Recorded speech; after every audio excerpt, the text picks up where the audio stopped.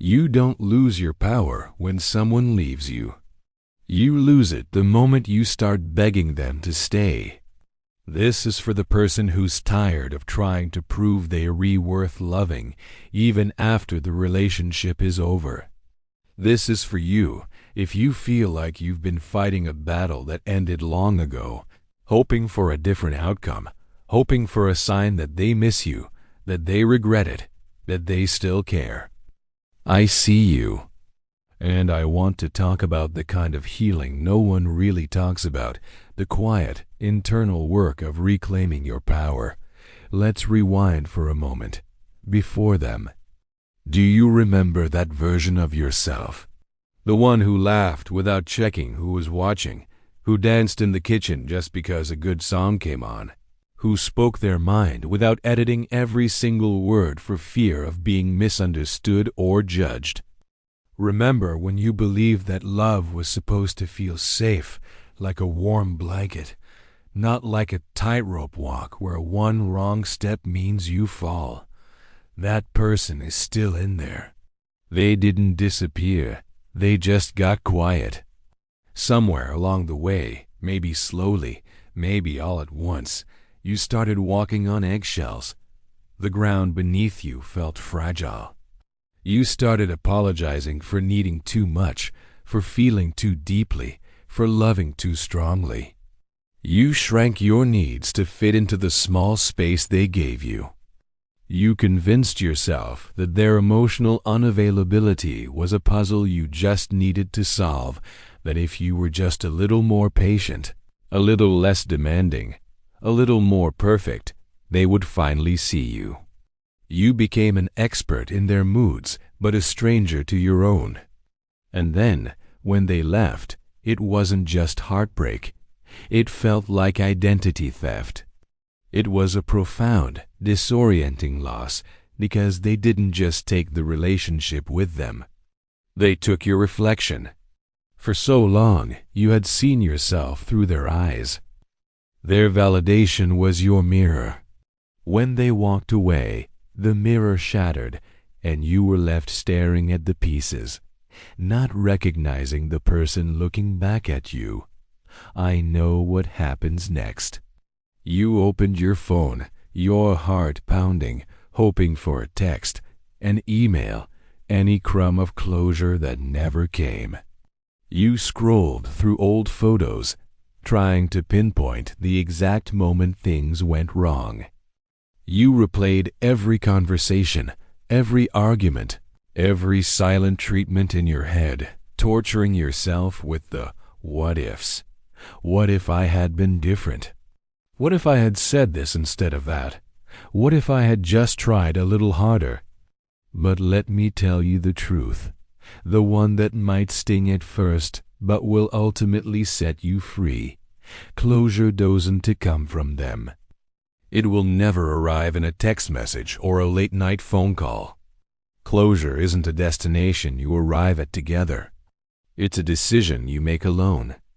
It comes the moment you stop asking the debilitating question, why did they stop loving me? And you start asking the empowering one, why did I stop loving myself?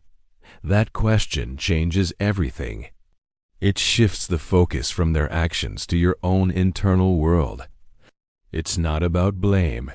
It's about awareness. Why did I accept behavior that made me feel small? Why did I ignore my own intuition when it was screaming that something was wrong? Why did I place my sense of worth in someone else's hands? Answering these questions is where the real healing begins. It's where you start to gather the scattered pieces of yourself, not to rebuild who you were, but to build someone stronger. Now, let's be clear. Reclaiming your power isn't about revenge. It's not about getting a revenge body or posting curated, happy pictures online to show them what they lost. That's still giving them power. That's still performing for an audience of one. True power is internal. It is about becoming the version of you that you almost lost in the process of loving them. It's about returning home to yourself. So, what does this actually look like in your day-to-day life? It's not a grand, cinematic moment.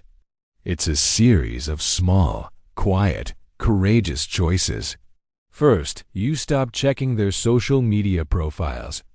You delete them, you block them, you mute them. Not because you don't care anymore, or because you're trying to pretend they never existed.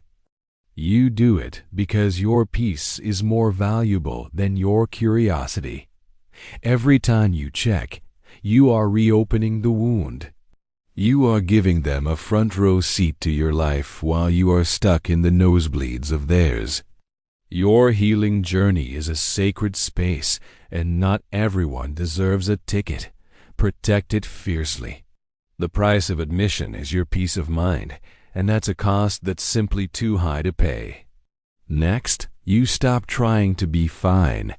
You give yourself permission to feel everything.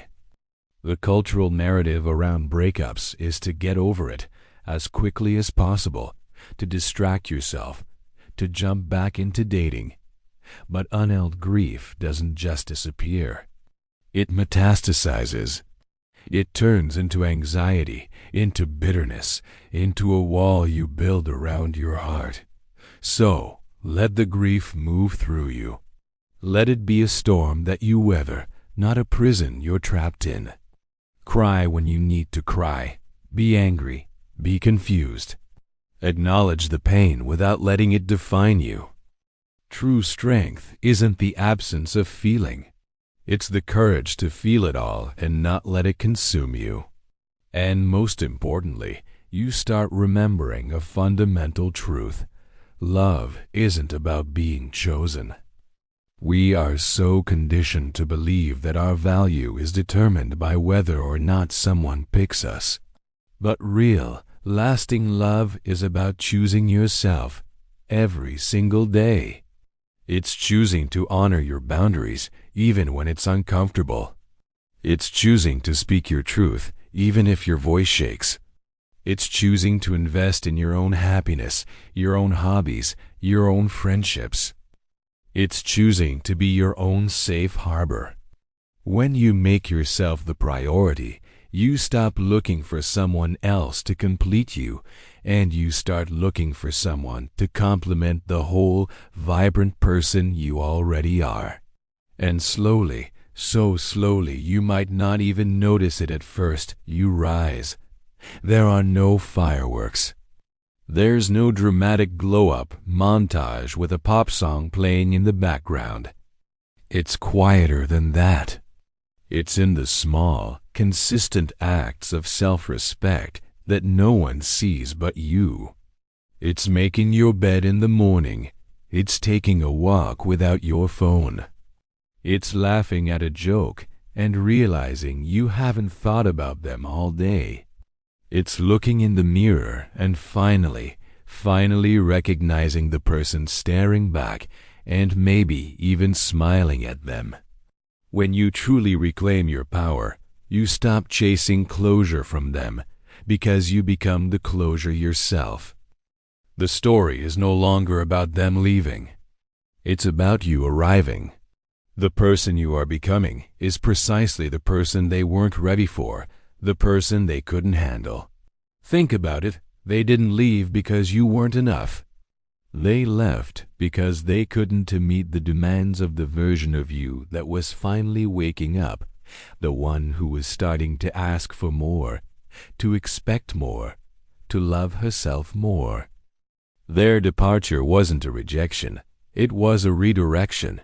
It was the universe clearing a path for the person you were always meant to be. If any of this is resonating with you, if it's hitting something deep inside, it's because a part of you is ready. You're ready to stop waiting for someone else to come back and heal what they broke. You're ready to pick up the tools and do the work yourself. It's not easy, but it is the most rewarding work you will ever do. This channel is a space where we talk about exactly this, about building emotional safety, about understanding our power, about healing the deep wounds, and about cultivating the kind of love that doesn't hurt, starting with the love we give to ourselves. So, if you're ready to build a stronger, calmer, more powerful version of you, I invite you to stick around. Subscribe and join our community. You're not alone in this. Remember this: you don't move on by forgetting them. You move on by remembering yourself. Thanks for watching.